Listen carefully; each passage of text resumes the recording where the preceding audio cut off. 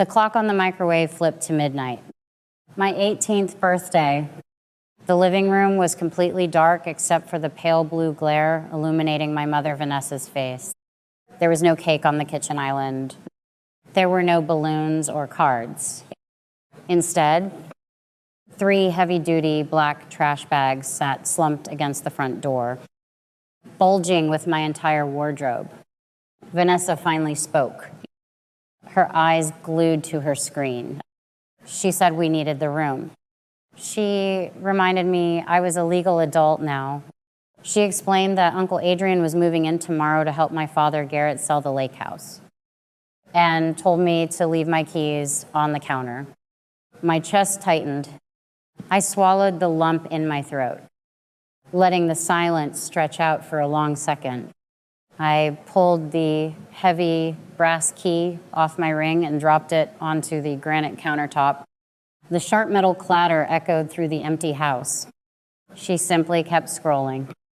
I hoisted the garbage bags over my shoulder. The cheap plastic dug into my palms.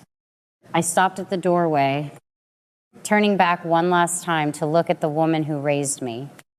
I let a slow, ice-cold smile spread across my face.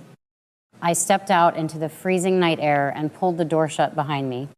I threw the bags into the trunk of my beat-up sedan and cranked the heater, sitting in the driver's seat under the flicker of a broken street lamp. The reality of my family snapped into crystal clear focus. Garrett was drowning. His latest business venture had imploded, leaving a trail of maxed out credit cards and a looming mortgage crisis. Vanessa enabled him every step of the way, treating me like a disposable maid while coddling my 15-year-old sister, Courtney. I was the invisible daughter, the part-time retail cashier who only existed to clean the kitchen and stay out of the way. But the real prize, the only thing keeping Garrett and Vanessa from total financial ruin, was the lakefront property in Charlotte, North Carolina.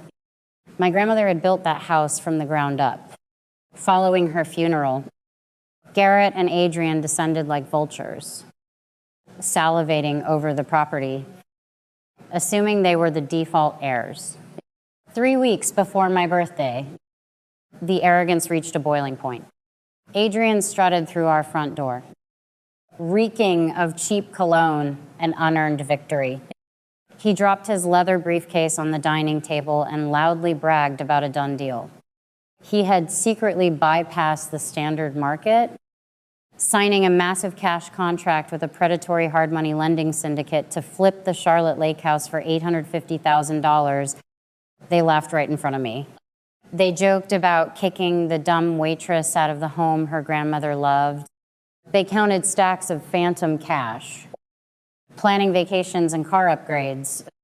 I stood by the sink, wiping down the counters, completely silent.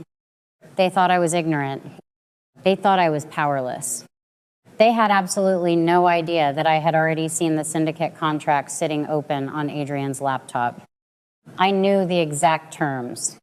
I knew the syndicate had buried a lethal $100,000 breach of contract penalty inside the paperwork if Adrian failed to deliver a clean title within 30 days. My silence was my armor. 2 months prior, I sat in a quiet, mahogany-paneled office downtown across from Paige Foster, my grandmother's fiercely protective trust attorney. Paige slid a thick, bound folder across her desk. She revealed the truth my family was too lazy to uncover. The $4.5 million estate, including the Charlotte Lake House, never belonged to Garrett. It never belonged to Adrian. My grandmother had legally shielded the entire property inside an irrevocable trust years ago, naming me the sole beneficiary the exact second I turned 18. Paige handed me the ultimate weapon. It was a notice of pending legal action, fully drafted and ready to be filed. She told me the moment I became a legal adult, she would march into the county clerk's office and record the document, permanently freezing the property's title The trap required absolute patience. A week before my midnight eviction, I was organizing boxes in the garage when Garrett and Adrian stormed in, panic radiating off them. The syndicate's 30-day deadline was breathing down their necks. They realized the probate process would take months, exposing the fact that they lacked clear ownership. Adrian paced the concrete floor, running his hands through his thinning hair. He made a fatal criminal choice right then and there. He told Garrett they were the next of kin anyway. He said he would just forge a quitclaim deed and steal a notary stamp, claiming the county clerks were idiots who would rubber stamp the paperwork through. My blood ran cold, but I stayed hidden in the shadows. My uncle was no longer just a greedy relative. He was actively plotting a felony. I pressed my lips together and watched them weave their own noose. The morning of my birthday arrived, completely devoid of celebration. Hours after Vanessa kicked me out into the cold, I walked into my retail job, tied my apron, and stood at the register. The fluorescent store lights hummed above me. I calmly scanned barcodes, bagging groceries for strangers, watching the clock tick closer to the hour of execution. At exactly 8 in the morning, Paige Foster stood at the Charlotte County Clerk's window. She officially recorded the trust documents and the legal notice against the property. The snare was set. At 9 in the morning, Adrian and Garrett confidently strutted into the county office. I could perfectly picture them, folders in hand, chests puffed out with arrogant certainty. They slid the forged quitclaim deed across the marble counter. My phone vibrated in my apron pocket. A single text message from Paige lit up the screen. It simply read that they were at the window. I locked my screen, slipped the phone back into my pocket, and asked the next customer if they preferred paper or plastic. The rejection hit them like a freight train. The clerk scanned the forged deed, tapped her keyboard, and shook her head. The document bounced. She looked Adrian dead in the eye and informed him the property was locked inside an irrevocable trust and heavily flagged with a legal hold. The blood drained entirely from Adrian's face. The clerk handed the useless forgery back. The dominoes immediately began to fall. The exact moment the deed was rejected, Adrian defaulted on his backdoor contract. His phone erupted. The syndicate's lawyers were already calling, demanding their $100,000 penalty.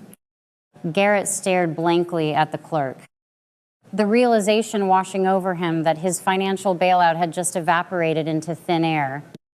Their smug superiority shattered into pure, unadulterated terror. The audience always assumes a defeated villain simply gives up and walks away. But arrogant men backed into a corner do not surrender. They lash out, driven mad by impending bankruptcy and the syndicate's violent threats. Adrian decided that if he could not sell the lake house, I would never get to live in it. Desperate to trigger a massive, immediate insurance payout to cover his massive penalty, he attempted a targeted violent vandalism claim. At 2 o'clock in the morning, he drove out to the Charlotte property. He stepped onto the porch carrying a heavy steel sledgehammer and a red plastic gas can. He thought he was a ghost in the dark. He did not know I had completely bypassed the home's disconnected internet. I had mounted battery-powered, off-grid cellular trail cameras high up in the pine trees. My phone buzzed on my nightstand. I grabbed it and stared at the crisp, high-resolution live image of my uncle raising the sledgehammer. I did not hesitate. I dialed emergency services and formally reported an active felony break-in at my legally owned residence. The heavy steel smashed through the front window. sending shards of glass exploding across the hardwood floor. Adrian barely had time to lower the hammer before the driveway was flooded with the blinding red and blue flashing lights of the Charlotte police cruisers. The heavy thud of boots hit the porch. Officers drew their weapons and screamed at him to drop the hammer. The sickening, heart-stopping drop in his stomach must have been absolute agony. He was caught red-handed, a gas can at his feet, standing in the ruins of his own shattered pride. The fallout was swift and absolute. Paige Foster called me 3 days later to confirm the deed was permanently cleared. She informed me the district attorney was aggressively pursuing the forgery charge, alongside the felony malicious destruction of property. She told me my grandmother would be incredibly proud and that the estate was now fully mine. Adrian sat in a county holding cell. His real estate license was permanently revoked by the state board, ensuring he would never work in the industry again. The hard money syndicate stripped him of his remaining assets, leaving him utterly bankrupt. Garrett and Vanessa did not escape the blast radius. Instead of an instant cinematic foreclosure, Garrett received a devastating notice of default from the bank. He had diverted his last 3 mortgage payments to cover Adrian's fraudulent processing fees, knowing the bank would inevitably seize the property. Garrett and Vanessa were forced into a humiliating reality.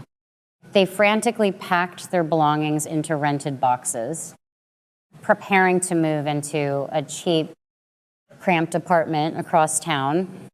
My phone filled with their frantic, begging voicemails. They demanded I release funds from the trust to save them. They pleaded about family unity. I deleted every single message without listening to the end. I did drive back to their house one last time. I parked on the street, watching them carry boxes to a rented truck. I did not step out to gloat. I did not demand an apology. I rolled down the window and called out to Courtney. My 15-year-old sister stood on the lawn. Looking lost and terrified, I told her to get in the car. I offered her a stable, permanent bedroom at the lake house, a college fund, and a life entirely free from their chaos. But I laid down one strict, unbreakable condition. There would be absolutely zero contact with our parent. No holidays, no phone calls. The cycle of abuse ended the second she closed my passenger door. She didn't look back.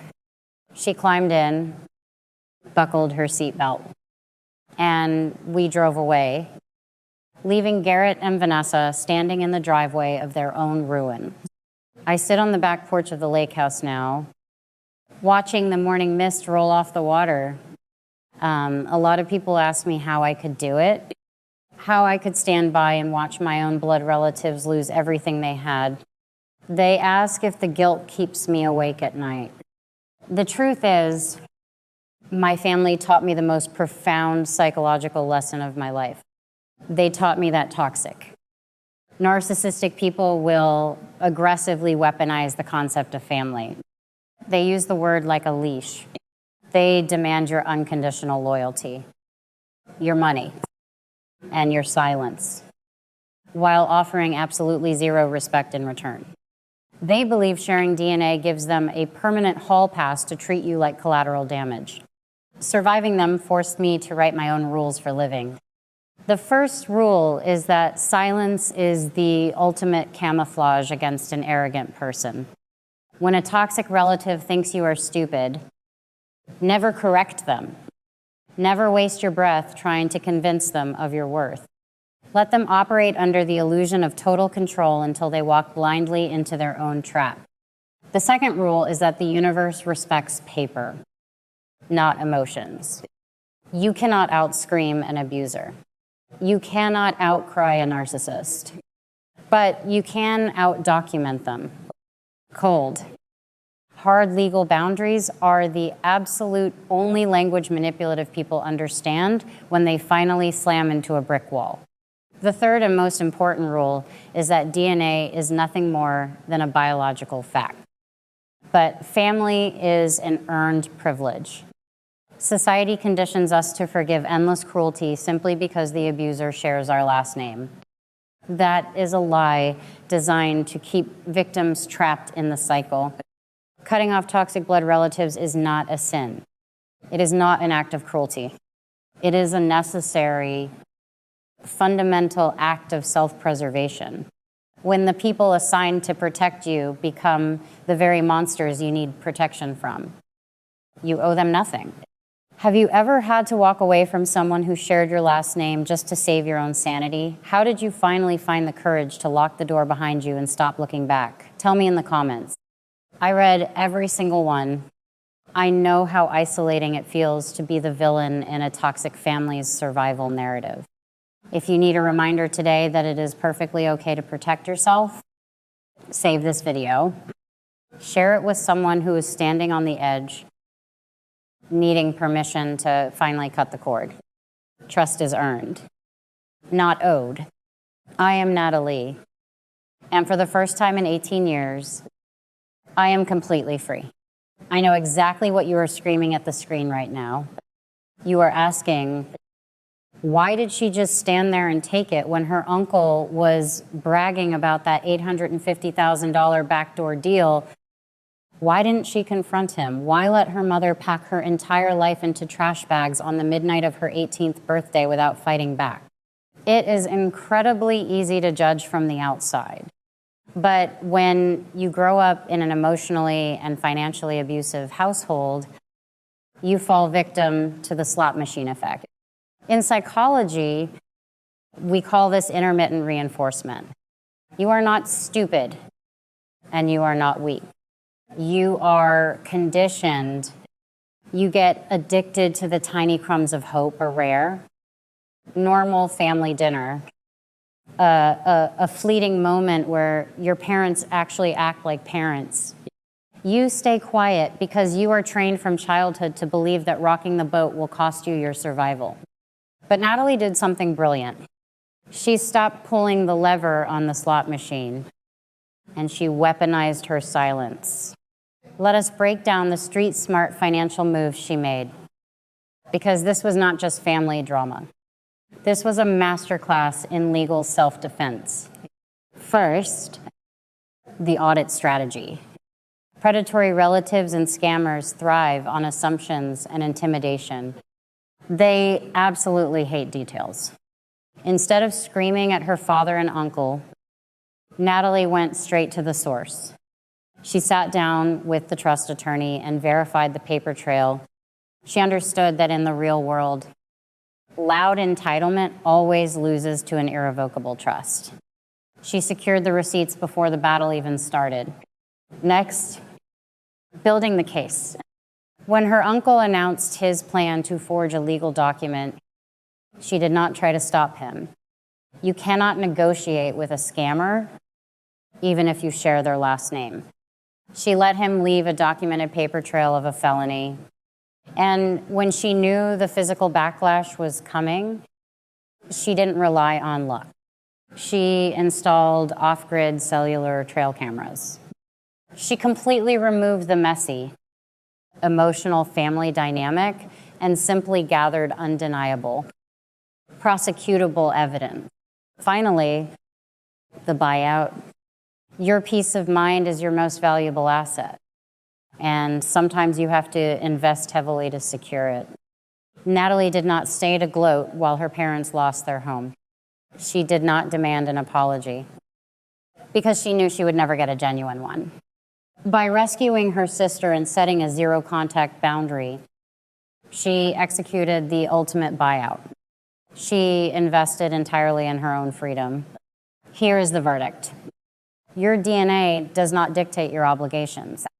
Family is supposed to be a safety net, not a financial trap. If you are dealing with entitled, manipulative relatives, remember that true boundaries are not built with loud arguments. They're built with patience, paperwork, and precise execution. In the end, Natalie did not win because she was lucky. She won because she finally understood the difference between patience and weakness. For 18 years, Garrett and Vanessa treated her like a spare part in their collapsing life. She was useful when the dishes needed washing, when the house needed cleaning, when someone needed to absorb the blame. But the moment she became legally independent, they threw her belongings into trash bags and pushed her out into the cold like she had never belonged there at all. What they did not understand was that Natalie had already outgrown them long before that door closed. They thought she was just a quiet retail cashier. They thought she was too young, too powerless, too invisible to notice what they were doing. They laughed about selling the lake house. They bragged about fake deals and easy money. They assumed entitlement was the same thing as ownership. But legal ownership does not care about arrogance. Paperwork does not care about blood. And an irrevocable trust does not move just because greedy relatives want cash. Natalie's grandmother had seen the truth clearly. She knew Garrett and Adrian would circle that property like vultures. So she protected it the only way that mattered legally. She built a wall of documents around that house and handed the key to the one person who actually deserved it. Natalie. That is why Natalie stayed silent. Not because she had nothing to say, but because she had nothing to prove to people who were already destroying themselves. Every insult, every threat, every careless plan, every forged deed, every desperate move only made the case stronger. Her silence was not surrender. It was strategy. At midnight, when her mother kicked her out, Natalie did not beg. She left at 8 a.m. The legal notice hit the county record. At 9, Garrett and Adrian walked into the clerk's office carrying a forged fantasy, and reality slammed into them like a steel door. No clean title, no Sally, no money, no escape. And then Adrian did what desperate, arrogant people always do when consequences arrive. He escalated. He decided that if he could not steal the lake house, he would damage it. He walked onto that property with a hammer and a gas can, believing darkness would protect him. But Natalie had already learned the most important rule of surviving toxic family: never rely on their conscience. Rely on systems, rely on evidence, rely on preparation. The trail cameras saw everything. The police arrived, the hammer dropped, and Adrian's entire career collapsed under the weight of his own choices. That was not revenge. That was documentation doing its job. Garrett and Vanessa lost their fantasy too. Their financial rescue disappeared. Their mortgage crisis caught up with them.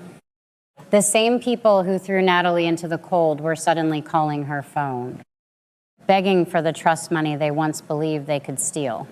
But Natalie had already closed that door. She did not owe them rescue. She did not owe them one more sacrifice. She did not owe them forgiveness just because they had finally run out of options. And then came the most powerful choice in the entire story. Natalie went back, not to gloat, not to scream, not to demand an apology. She went back for Courtney. Because breaking a toxic cycle is not just about escaping alone.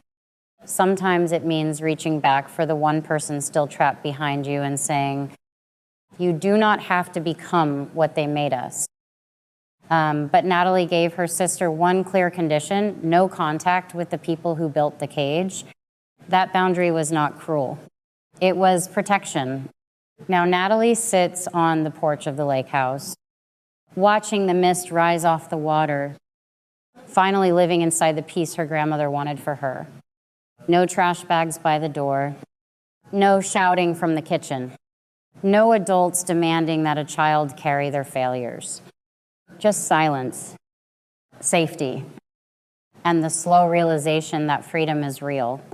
The lesson here is simple. Toxic relatives love to use family as a weapon. They say blood. They say loyalty. They say respect. But what they really mean is access.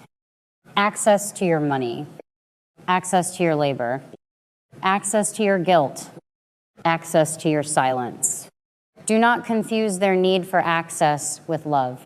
Love does not throw you out at midnight. Love does not forge documents to steal your inheritance. Love does not destroy what it cannot control. If someone only calls you family when they need something, they are not family. They are a debt collector wearing your last name. So remember Natalie's story. You do not have to announce your worth to people committed to misunderstanding you. You do not have to argue with someone who benefits from your confusion. You do not have to keep handing your peace to people who treat it like disposable property. Build quietly. Document everything. Trust paperwork over promises. And when the time comes, let the truth walk into the room before you do. Because sometimes the strongest thing you can do is leave without screaming. Sometimes the bravest thing you can do is stop explaining. And sometimes the most loving thing you can do is rescue yourself first. Then protect the next person before the cycle swallows them too. Have you ever had to walk away from people who used the word family to control you? Have you ever had to protect your peace, your home, or your future from someone who believed your silence meant weakness? Tell your story in the comments below. And remember, trust is earned, not inherited. Your peace is not a family asset. Your future is not collateral for someone else's failure.